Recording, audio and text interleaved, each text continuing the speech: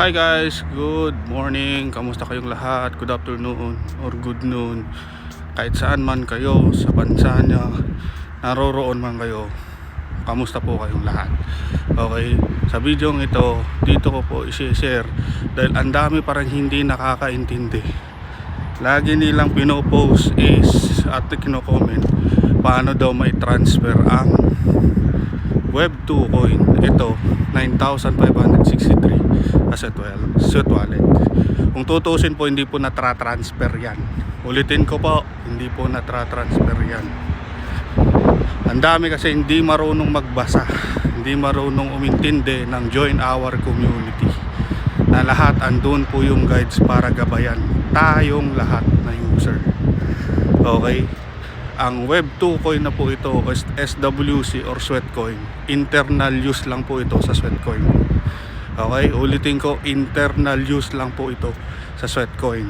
Kung gusto natin i-redeem, i-cash out yung rewards doon sa Influencer Hub. Okay, kasi nasanay siya tayo, na-mold tayo ng mga scammer na misleading content. Nakala nyo easy money, hindi kayo maglalakad. Ganun lang kadali. Hindi po ganoon. Kasi kaya po tinawag to na it pays to walk, paid to walk. Kailangan nating maglakad. Kung merong mga mining cryptocurrency, ito po, kailangan mo talaga maglakad. Workout mo siya, parang nagtatrabaho ka.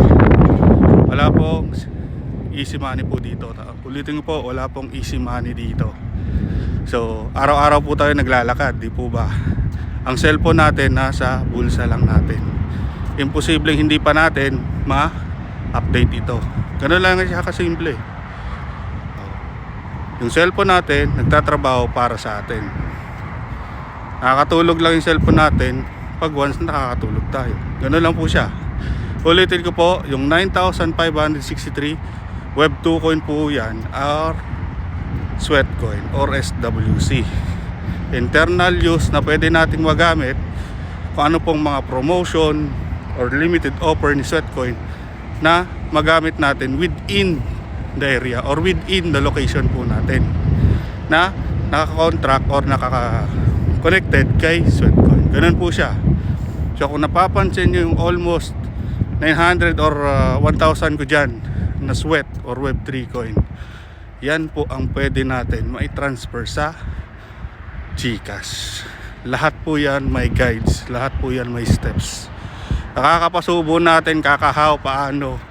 Nandun po sa application Sweat Wallet. Bakit hindi natin explore yung Sweat Wallet? Wala po sa Facebook.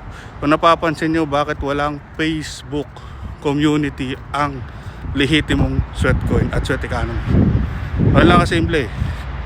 Kung may nababasa kayo, bakit yung iba nakalagay na page nila Sweet Coin Influencer Hub? Ang hindi rin pala na access yung inyong Influencer Hub. Ang makakapag-access ng inyong Influencer Hub, tanging si Influencer Manager Phelps. Siya lang po talaga. Walang ibang tao. Tandaan, wala po itong bayad ang Influencer Hub. Nakalink ito sa email nyo. Kaya sa mga nasabihan ko, kung gusto nyo i-guide ko kayo, gumawa kayo ng email nyo. Ako mismo magagabay at magpro-provide sa inyo ng information regarding dito kay Sweatcoin. Ganun lang po siya. So ulitin ko, yung 892 Sweat po yan na pwede natin may transfer sa GCash.